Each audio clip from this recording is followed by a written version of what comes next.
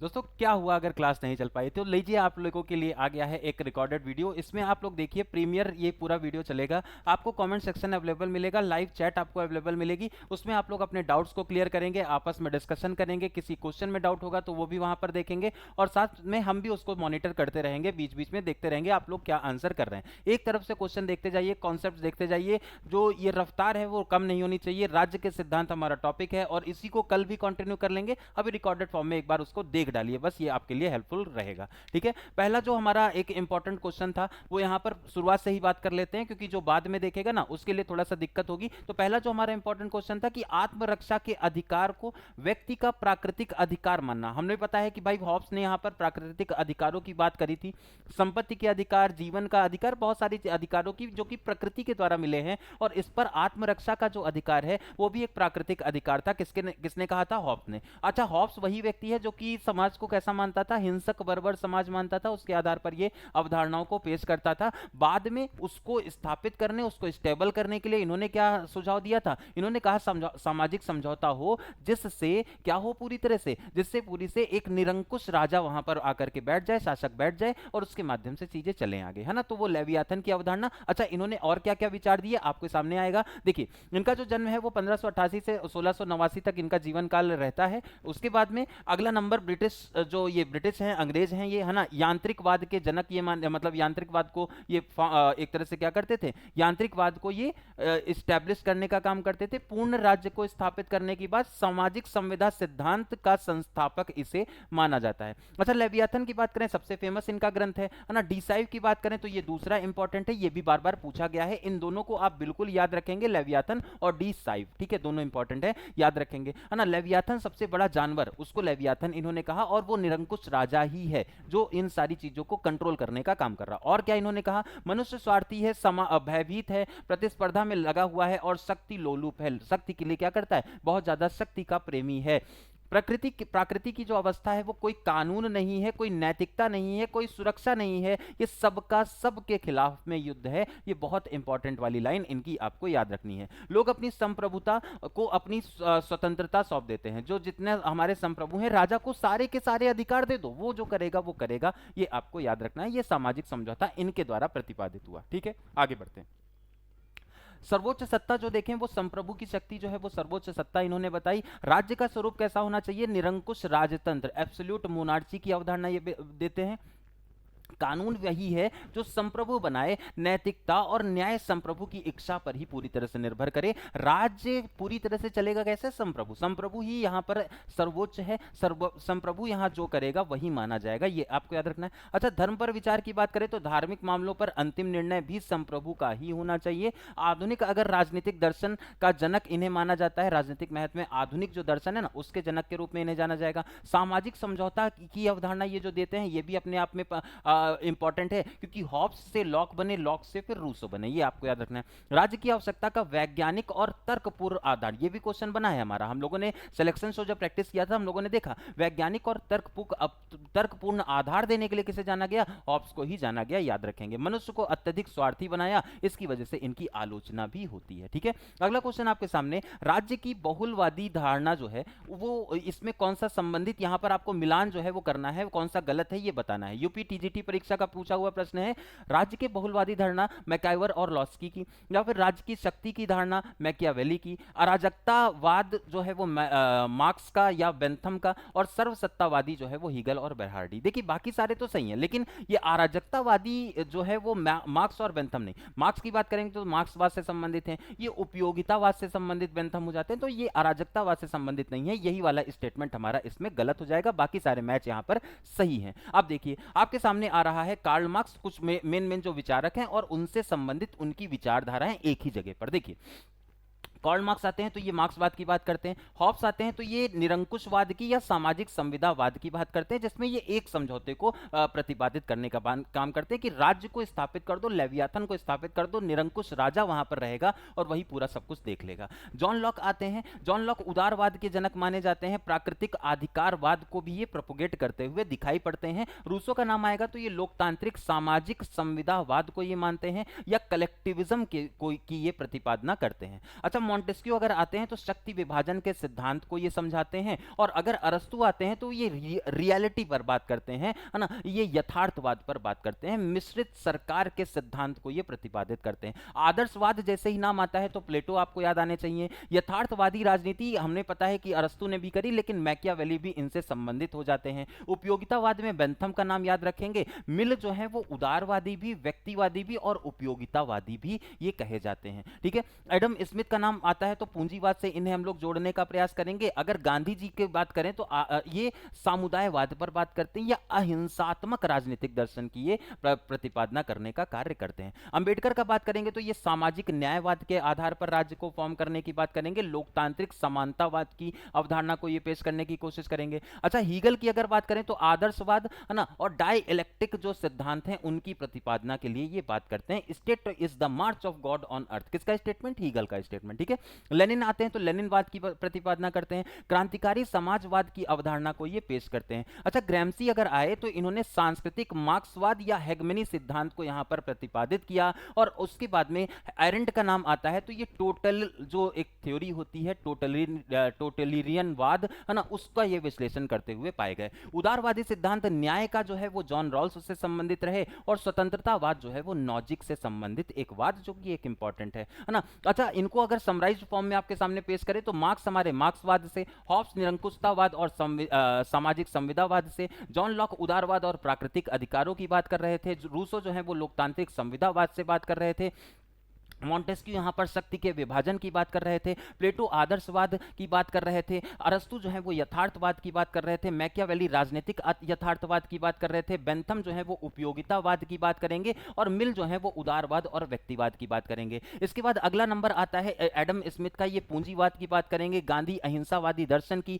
अंबेडकर सामाजिक न्यायवाद की, हीगल दार्शनिक आदर्शवाद की, लेनिन जो है वो लेनिनवाद की बात करेंगे, ग्रैम्सी सांस्कृतिक मार्क्सवाद की बात करेंगे, रॉल्स नायक का सिद्धांत पेश करेंगे, नॉजिक जो है वो स्वतंत्रतावाद की बात करेंगे, और फूको उत्तर संरचनावाद, और साथ में फिर बाउआर आते हैं, ये नारीवाद की बात करेंगे, है ना, फेमिनिज्म की बात करेंगे। इस तरह की ये जो अवधारणाएं हैं हमारे एग्जामिनेशन में पूछी जाती हैं। आपको ये एक बार में नहीं याद होगी, लेकिन बार बार रिपीट करेंगे चीजें याद होती हैं, है ना। ये आपको बस ये है ना कि जो आप यहां पर देख रहे हैं, जो आप सुन रहे हैं, दोनों ही चीजों पर फोकस्ड रहना है, याद हो जाएगा सब कुछ, बिल्कुल याद रखें। अगला सवाल आपके सामने, मनुष्य राजा की आज्ञा का पालन इसलिए करता है क्योंकि वह जानता है कि अवज्ञा होने से अहित की तुलना में आज्ञा पालन अधिक उपयोगी है। ये स्टेटमेंट अगर आपसे पूछा जाए तो ये किसका हो जाएगा? आप लोग कमेंट सेक्शन पर आंसर करते जाइएगा, ठीक है। ऐसा नहीं कि ये रिकॉर्डेड वीडियो है तो आप लोग आंसर नहीं करें, यहां पर आंसर आपको करते जाना रहेगा। अवज्ञा होने से अहित की तुलना का आज्ञा पालन से ये विचार जो है वो बेंथम का है। ये क्वेश्चन हम लोगों ने सिलेक्शन शो में भी किया था इस बार वाले, ठीक है। आगे बढ़ते हैं, अगला ये देखिए बेंथम कौन है। अब ये अंग्रेज हैं, पहले तो उपयोगितावादी हैं, है ना। उसके अलावा ये उपयोगितावाद के सिद्धांत के लिए जाने जाते हैं। अधिकतम लोगों का अधिकतम सुख हो, ये यहां पर हो, greatest happiness of the greatest number. अच्छा, सुख ही सर्वोच्च भलाई है, दुख बुराई है, सब नैतिक राजनीतिक निर्णय सुख को बढ़ाने पर आधारित होते हैं। सब जितने भी नैतिक और राजनीतिक निर्णय हैं वो सुख को बढ़ाने पर आधारित होते हैं। ये दर्शन इनका दर्शन का आधार रहा। प्रसिद्ध अगर कथन की बात करें तो nature has placed Mankind under the governance of the two sovereign masters, एक प्लेजर एक पेन, ठीक है। एक यहां पर सुख एक दुख। Greatest happiness of the greatest number, ये एक बहुत बड़ा स्टेटमेंट, जो अधिकतम लोगों का अधिकतम हित हो, ऐसा ये कहते थे, ठीक है। अच्छा, इनकी किताबों पर अगर बात कर लें तो rational of punishment, rational of reward, anarchical felicity, इससे क्वेश्चन पूछे गए हैं बार बार। और moral and legislation, introduction to the principles of the moral and legislation, ये भी आपको याद रखना है। अच्छा, कमेंट सेक्शन में जब टेबल आएगी तो टेबल का आप लोग आंसर करते जाएंगे, और टेबल को आप लोग रेटिंग करते जाएंगे, और क्वेश्चंस का आप आंसर करते चले जाइएगा, ठीक है। मनुष्य मूल रूप से सुख का साधक है ना, और दुख से बचने वाला व्यक्ति है, ये आपको याद रखना है। कोई कर्म अच्छा है यदि वह अधिक से अधिक लोगों को सुख देने का काम कर रहा है, ये बेंथम के विचारधारा, ये आपको याद रखना है। उपयोगितावाद के जनक और उपयोगितावाद के बहुत बड़े पोषक के रूप में इसे हम लोग जानते हैं। आगे बढ़ते हैं, कानून पर विचार क्या था। कानून का उद्देश्य केवल समाज का सुख बढ़ाना होना चाहिए, राज्य का मुख्य उद्देश्य वही सुख बढ़ाना होना चाहिए, है ना। एक चीज को पकड़ेंगे उसी के आधार पर इनकी पूरी की पूरी अवधारणाएं ही डिसाइड हो जाती हैं। दंड आवश्यक तो है, दिया ही जाए। दंड का लक्ष्य सुधार, निवारण और सुरक्षा होनी चाहिए, दंड कभी प्रतिशोध का साधन नहीं होना चाहिए। अच्छा, सुधार की बात करें तो जेल सुधार, कानूनी सुधार, शिक्षा में सुधार, ज्यादातर लोगों का ज्यादातर हित यहां पर हो, ये बात यहां पर बेंथम के द्वारा कही जाती है। अच्छा, इनके शीश ही जेएस मिल थे, ठीक है, इनके ही शीश कौन थे, जेएस मिल थे। आगे चल करके इन्होंने इन्हीं के विचारों को आगे बढ़ाने का कार्य किया। आगे बढ़ते हैं, अगले सवाल पर आते हैं।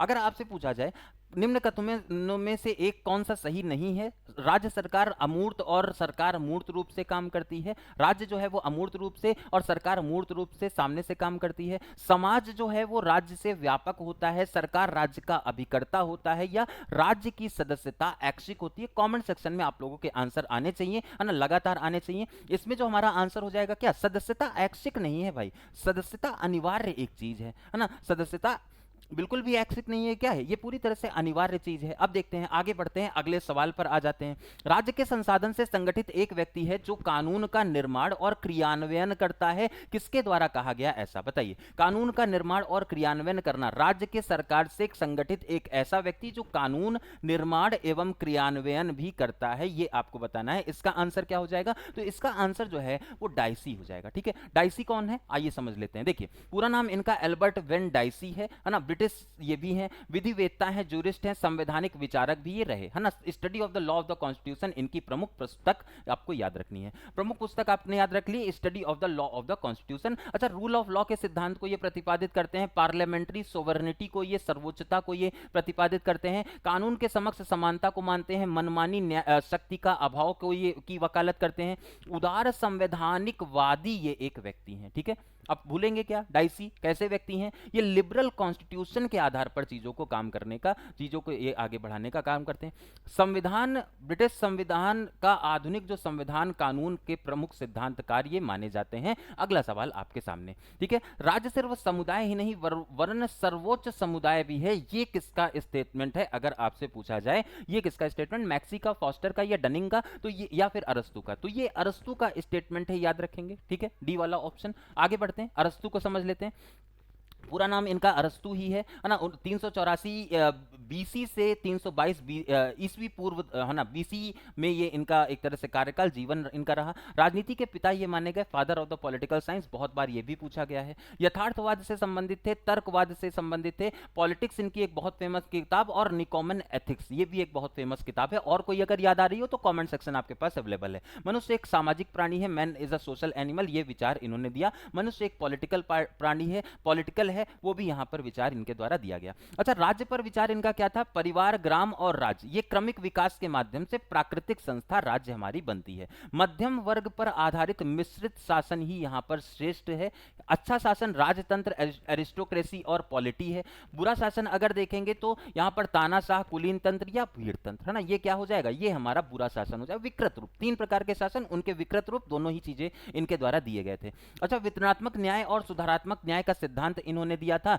प्रथम वैज्ञानिक राजनीतिक विश्लेषक इन्हें माना जाता है। संविधान शास्त्र की नींव रखने का काम इन्होंने ही किया था, ठीक है। आगे बढ़ते हैं, अगला सवाल आपके सामने, आधुनिक राज्य के विकास में कौन सा तत्व उत्तरदायी होता है, वैज्ञानिक प्रगति, प्राचीन सांस्कृतिक का पुनरुत्थान, राजनीतिक चेतना का विकास या धर्म का बढ़ता हुआ प्रभाव। इसमें आंसर क्या हो जाएगा, आधुनिक राज्य में कौन सा यहां पर है, तो राजनीतिक चेतना। भाई सबसे जो इंपॉर्टेंट है ना वो राजनीतिक चेतना है। जितना आप एक्टिव रहेंगे पॉलिटिकली उतना ज्यादा, जितना आप अवेयर रहेंगे, जितना आपके अंदर चेतना रहेगी उतना ज्यादा वो उत्तरदायी रहेगा, ये आपको याद रखना है। आधुनिक विकास में क्या है, ये राजनीतिक चेतना बहुत बड़ा फैक्टर रोल प्ले करता है। आगे बढ़ते हैं, निम्नलिखित में से किसने राज्य की जीवधारी सिद्धांत का प्रतिपादन किया था, स्पेंसर है, फ्रीडमैन है, मार्क्स है या फिर बेंथम है। इसका आंसर क्या हो जाएगा, जीवधारी, है ना, जीवधारी अवधारणा को अवलोकन करने वाले कौन थे, ये हर्बर्ट स्पेंसर थे, याद रखेंगे, ठीक है। इससे संबंधित, इनसे संबंधित भी बहुत सारे पॉइंट्स हैं हमारे पास। देखिए स्पेंसर ये कहां से संबंधित, survival of the fittest, Charles Darwin के एक तरह से प्रिंसिपल को ये फॉलो करते थे।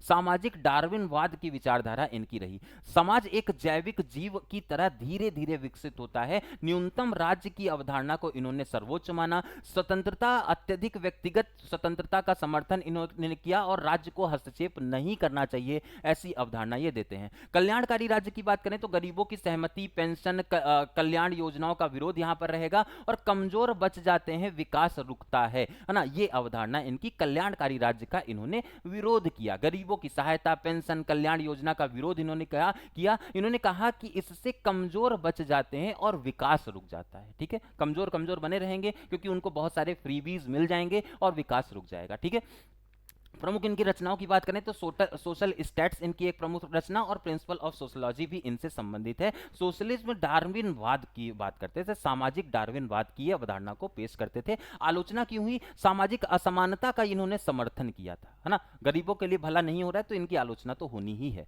ठीक है, आगे बढ़ते हैं। अगला क्वेश्चन, आधुनिक राज्य का मुख्य पक्ष उसकी भूमि, शारीरिक हिंसा के साधनों पर एकाधिकार और उसकी वैधानिकता होती है। ये यहां पर आपको बताना है। इसका आंसर क्या होगा? हीगल है, वेबर है, ब्रंडशली या फिर हरमन फाइनर है ना। तो ये देखिए, जो आधुनिक राज्य का मुख्य पक्ष है उसकी भूमि, शारीरिक हिंसा की साधनों पर एकाधिकार और उसकी वैधानिकता की बात कर रहा है, तो ये वेबर है ना। वेबर कौन है आपके सामने आ जाएगा। अगला जो एक इंपॉर्टेंट टेबल, वेबर जो है वो 1864 से 1920 तक यहां पर रहेगा, है ना। 1864 से 1920 तक रहेगा। सामाजिक क्रिया सिद्धांत, सोशल एक्शन थ्योरी पर ये पूरी तरह से बेस्ड है।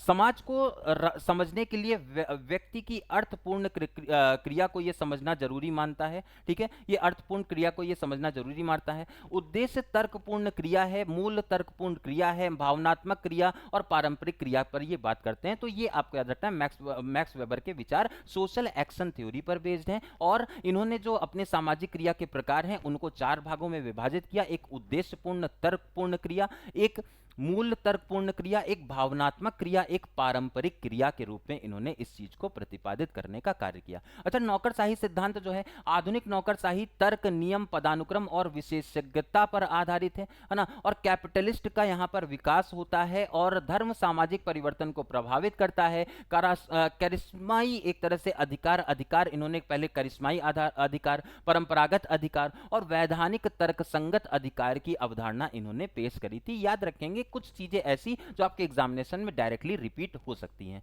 अगला क्वेश्चन, कौन सा कथन यहां पर सही है? राज्य एक कृत्रिम संस्था है, राज्य स्वाभाविक और आवश्यक संस्था है, राज्य एक अनावश्यक संस्था है, या राज्य का व्यक्ति के प्रति कोई दायित्व नहीं होता? कौन सा कथन यहां पर हमारा सही हो जाएगा? तो देखिए, इसका जो हमारा सबसे सही आंसर है ना, इसका जो हमारा सबसे सही आंसर है,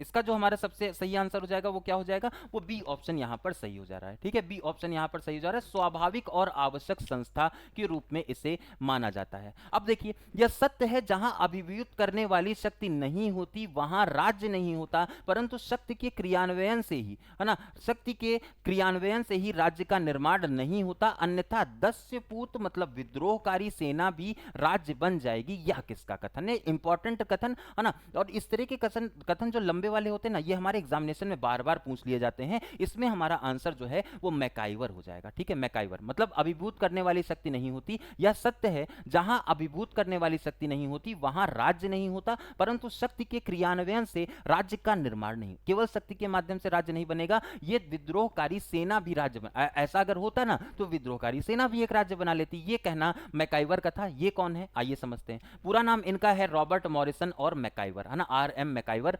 ये समाजशास्त्र राजनीतिक विज्ञान से संबंधित हैं। सामुदायवाद और सामाजिक संरचना से ही इनको जोड़ा जाता है। समाज लोगों का समूह नहीं बल्कि संबंधों का ताना बाना है, ऐसा कहा जाता है। समुदाय स्थायी भावनात्मक हितों, साझा हितों पर आधारित सामाजिक समूह के रूप में ये जाना जाता है। समुदाय इस तरीके से काम करता है। अच्छा, अगला जो स्टेटमेंट, संस्था, है ना, संस्थाएं वे संरचनाएं हैं जो सामाजिक व्यवहार को स्थिर और नियमित बनाती हैं, जैसे विवाह, परिवार और धर्म, है ना।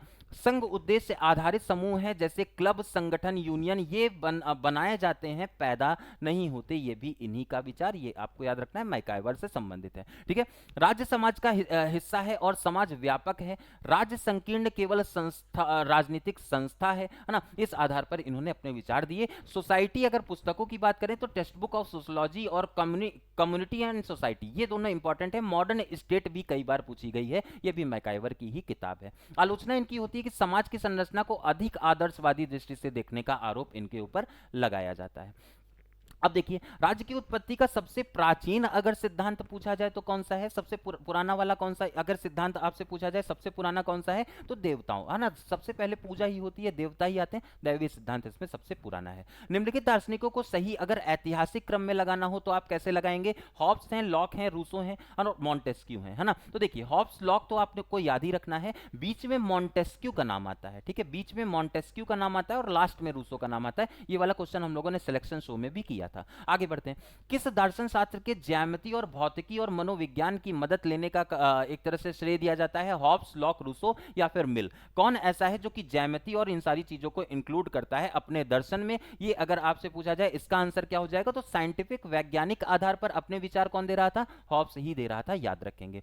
राजनीति के बिना इतिहास निष्फल है और इतिहास के बिना राजनीति जो है वो पूरी तरह से क्या है, निर्मूल है। ये कथन किसका है, ये पूरी तरह से याद रखें। आप इन्हें सीले कहिए, सीली कहिए, सीलन कहिए, कुछ भी कहिए, बस याद कर लीजिए, ठीक है, बस इसे याद कर लीजिए कि राजनीति के बिना इतिहास निष्फल है और इतिहास के बिना राजनीति निर्मूल है। सीले कौन है, आइए समझ लेते हैं। देखिए, पूरा नाम इनका है सीली, है ना, रॉबर्ट जे.आर. सीएली इनका नाम है, जॉन रॉबर्ट सीएली, ठीक है। राजनीतिक सिद्धांतकार, इतिहासकार इन्हें कहा जाता है। मॉरलिस्टिक व्यू ऑफ स्टेट इन्होंने पेश किया। राज्य को एक नैतिक संस्था के रूप में इन्होंने बताया, मॉरल इंस्टीट्यूशन है स्टेट, ऐसा इन्होंने कहा, है ना। राजनीतिक शक्ति का नहीं बल्कि नैतिक उन्नति और सामूहिक कल्याण का साधन राजनीति का उद्देश्य होना चाहिए, ऐसा इन्होंने कहा। राज्य और समाज की बात करें तो राज्य समाज का सर्वोच्च संगठन है जो लोगों को नैतिक लक्ष्यों को, लोगों के नैतिक लक्ष्यों को पूरा करने का कार्य करता है। स्वतंत्रता के बारे में कहते हैं, सच्ची नैतिक स्वतंत्रता दिलाना उद्देश्य नागरिकों को होना चाहिए, नागरिकों को सच्ची नैतिक स्वतंत्रता मिले, ऐसा राज्य का उद्देश्य होना चाहिए, ठीक है। हाँ, उसके बाद देखिए, नैतिक दर्शन का अंग राजनीति एक विज्ञान नहीं, नैतिक दर्शन का अंग है, ये आपको याद रखना है। इनकी जो पुस्तक है introduction of the political science और एक्सपेंशन ऑफ द इंग्लैंड, दो इनकी प्रमुख हैं। अच्छा, आलोचना क्यों होती है, तो राज्य की भूमिका अत्यधिक नैतिक और आदर्श रूप से प्रस्तुत करना यहां पर होता है, व्यवहारिक दृष्टिकोण की कमी के रूप में भी ये इनकी आलोचना होती है कि व्यवहारिक नहीं है, थोड़ा सा प्रैक्टिकल नहीं है ये,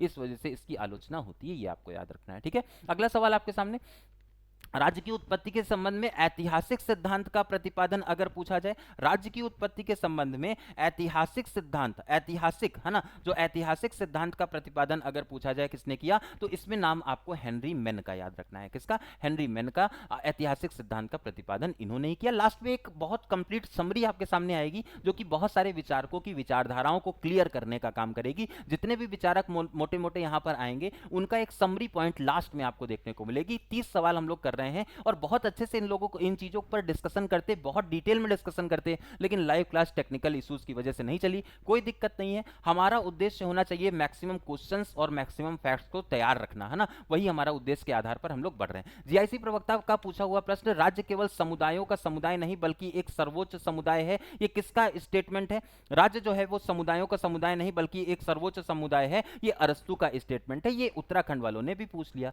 अभी किसी और ने पूछा था, इन्होंने उसका चोरी कर लिया, ठीक है। आगे बढ़ते हैं, जॉन लॉक और रूसो के सामाजिक संविदा सिद्धांत में क्या अंतर स्पष्ट यहां पर आपको बताना है। लॉक का जो समझौता है पूर्ण स्वतंत्र समझौता है, रूसो की संवैधानिक आबद्ध संविदा है।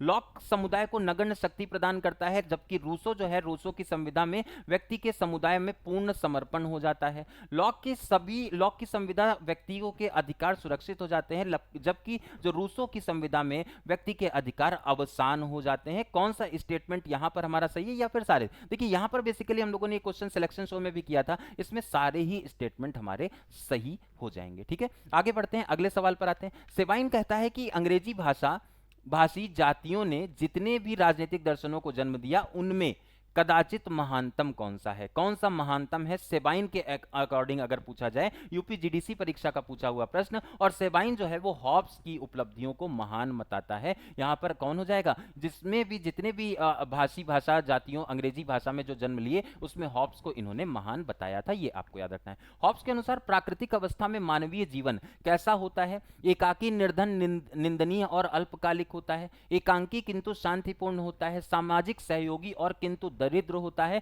या फिर कोई भी नहीं होता, है ना। तो इन्होंने कहा बिल्कुल सही, निंदनीय है, एकाकी है, निर्धन है ना, और अल्पकालिक जीवन में ये जीता है, ये आपको याद रखना है। ए वाला ऑप्शन इसमें हमारा सही हो जाएगा। ये एक इंपॉर्टेंट क्वेश्चन जो कि आपको ध्यान रखना होगा, ठीक है। अच्छा, हॉब्स के अनुसार प्रकृति का राज्य इसका युग था, है ना। हॉब्स के अनुसार प्रकृति का राज्य इसका युग है, किसका युग है, मतलब किस, इसका राज्य इसका युग था। शांति और समृद्धि का, निरंतर संघर्ष का, या फिर शांति और अभाव का, या धार्मिक शासन का। तो हॉब्स ने हमेशा से कहा हिंसक बर्बर समाज है, शक्ति के लिए भूखा ये समाज है, लोगों को मार करके काट करके खा जाने वाला ये समाज है, ये आपको याद रखना है। निरंतर संघर्ष का वो समय था, युग था, ये आपको ध्यान रखना है। इनमें से किससे लॉक के विचारों को प्रेरणा प्राप्त होती है? लॉक के विचारों को किससे प्रेरणा प्राप्त होती है? तो लॉक, अब हमें पता है ये इंग्लैंड से संबंधित है। स्वर्णिम क्रांति इंग्लैंड की कब हुई थी? 1688 में हुई थी, वहीं से इन्हें प्रेरणा प्राप्त हुई है, ये आपको याद रखना है। इसमें आंसर क्या हो जाएगा? 22 का आंसर डी वाला ऑप्शन हो जाएगा, बिल्कुल ध्यान रखेंगे। आगे बढ़ते हैं। सामान्य इच्छा के प्रति वास्तविक आपत्ति यह है कि जहां तक यह इच्छा है सामान्य नहीं है, जहां तक ये सामान्य है ये इच्छा नहीं है। ये कथन किसका है? ये बहुत इंपॉर्टेंट वाला कथन, ये किसका है ये आपको बताना है। बोसांके का, हेनरी मेन का, फॉलेट का, या फिर हॉब हाउस का? हाँ बिल्कुल सही है, ये आंसर किसका है? ये हॉब हाउस का स्टेटमेंट है, याद रखेंगे, पीजीटी परीक्षा का ये भी प्रश्न है। प्राकृतिक अधिकारों का सिद्धांत एक भाग है ऑस्टिन के संप्रभुता सिद्धांत का, दैवीय उत्पत्ति के सिद्धांत का, शक्ति सिद्धांत का, या फिर ये सामाजिक समझौते के सिद्धांत का भाग है। तो हम लोगों ने देखा है प्राकृतिक अधिकारों की बात हम लोगों ने हॉब्स से, लॉक से और रूसो से सुनी है। तो इन्होंने कौन से सिद्धांत को प्रतिपादना की है? ये सामाजिक सिद्धांत, सामाजिक समझौते के सिद्धांत की प्रतिपादना इन्होंने करी है। अच्छा, राज्य की उत्पत्ति के संबंध में कौन सा सिद्धांत इस धारणा से शुरू होता है कि राज्य की उत्पत्ति से पहले मनुष्य प्राकृतिक अवस्था में रहता है? मनुष्य कैसा रहता है? प्राकृतिक अवस्था में रहता है। ये आपसे अगर पूछा जाए तो ये सामाजिक अनुबंध का सिद्धांत है ना। कौन सा सिद्धांत है? सामाजिक अनुबंध का सिद्धांत, याद रखेंगे। प्राकृतिक अधिकारों के सिद्धांत आवश्यक भाग है किसके? ऑस्टिन की संप्रभुता के सिद्धांत, सामाजिक समझौते के सिद्धांत, या फिर दैवीय उत्पत्ति के सिद्धांत, या फिर ये शक्ति के सिद्धांत। तो ये किसका भाग है? बिल्कुल सही है, प्राकृतिक अधिकार। पहले भी हम लोगों ने देखा सामाजिक समझौते के सिद्धांत से संबंधित हो जाता है। अच्छा, निम्न सिद्धांतों के में किसके अनुसार राज्य की स्थापना जनता की इच्छा से होती है? शक्ति के सिद्धांत से, दैवीय सिद्धांत से, सामाजिक समझौते के सिद्धांत से? कहां से होती है? तो ये पूरी तरह से सामाजिक समझौता है ना। किसके अनुसार राज्य की स्थापना? जनता की इच्छा, सामान्य इच्छा, है ना। रूसो की बात यहां पर करी जा रही है ना, सामान्य इच्छा पर प्रेरित हमारा क्या पूरा राज्य बनेगा, ये आपको याद रखना है ना। राज्य की स्थापना जो है वो जनता की इच्छा के आधार पर कहां पर हो रही है? शक्ति के सिद्धांत में तो शक्ति का यूज हो रहा है, दैवीय सिद्धांत में तो भगवान ही बना रहे हैं सब कुछ। सामाजिक समझौता का एकमात्र ऐसा सिद्धांत है जहां पर जनता की इच्छा की थोड़ी बहुत वैल्यू है। ठीक है, आगे बढ़ते हैं।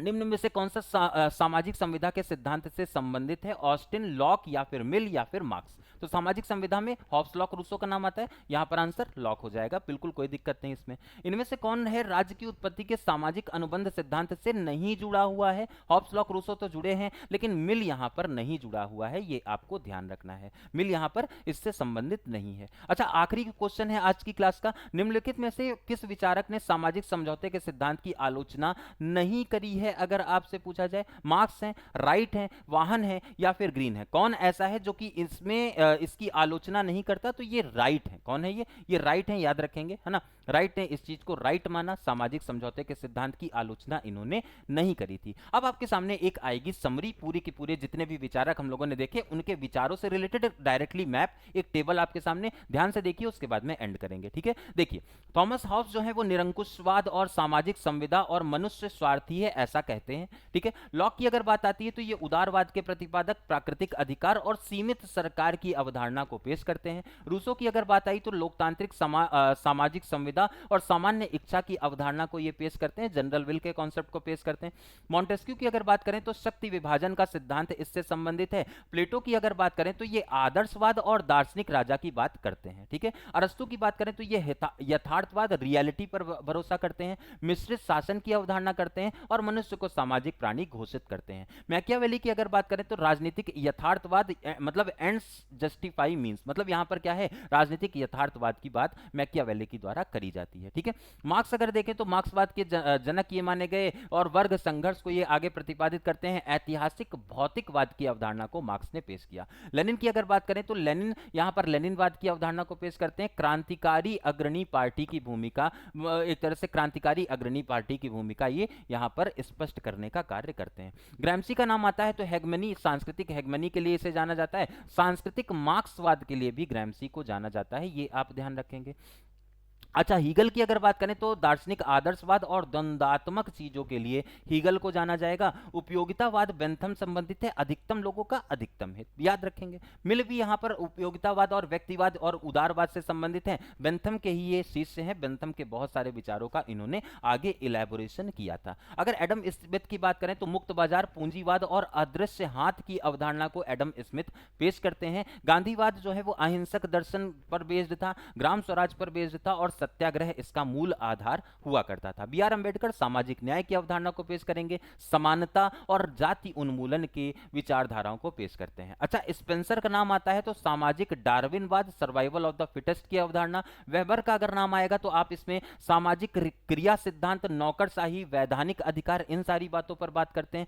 समाज जो है वो संबंधों का जाल है, ऐसा मैकाइवर कहते हैं। कानून का शासन हो, ऐसा डाइसी कहते हैं। सीले नैतिक संस्था, मॉरल इंस्टीट्यूशन राज्य को मानते हैं। उदार न्याय का उदार सिद्धांत, समान अवसर रॉल्स के द्वारा पेश किया गया। नॉजिक ने स्वतंत्रतावाद पेश किया और फूको ने यहां पर सत्ता विमर्श या उत्तर संरचनावाद की अवधारणा को पेश किया। तो ये कंप्लीट एक डिस्कशन रहा आज की इस क्लास का, है ना। अभी आज इतना ही करेंगे, लाइव क्लास हम लोगों की नहीं हो पाई, इस वजह से ये प्रीमियर फॉर्म में आपको मिला। उम्मीद है एक एक पॉइंट आप लोगों का क्लियर हुआ होगा। जहां पर भी डाउट होगा कमेंट सेक्शन आपके पास अवेलेबल है, लगातार आप उसमें अपने डाउट्स को क्लियर करते रहेंगे, आंसर लगातार करेंगे। कल अब हम लोग कल फिर से जुड़ेंगे 8 बजे, है ना। 8 बजे वो लाइव सेशन रहेंगे हमारे, और 8 बजे सेशन के माध्यम से हम लोग इसी तरह 30 क्वेश्चन रखेंगे और बहुत सारी टेबल्स रखेंगे। सारे कॉन्सेप्ट्स यहां पर हम लोगों को याद करना है। ये क्लास आपकी लाइव चलती लेकिन नहीं चल पाई क्योंकि कुछ टेक्निकल इश्यूज हो रहे थे, इस वजह से नहीं कर पाए। अच्छा, एप्लीकेशन पर अगर आप आना चाहते हैं तो 481 रुपए में आप हमारे एप्लीकेशन पर आकर के कंप्लीट पॉलिटी की विचारधाराओं को, सब्जेक्ट्स को कवर कर सकते हैं, ठीक है।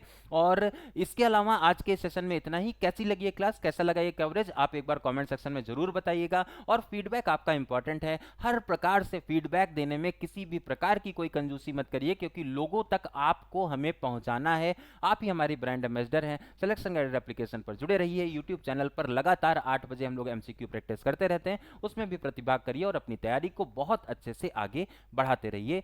नमस्कार।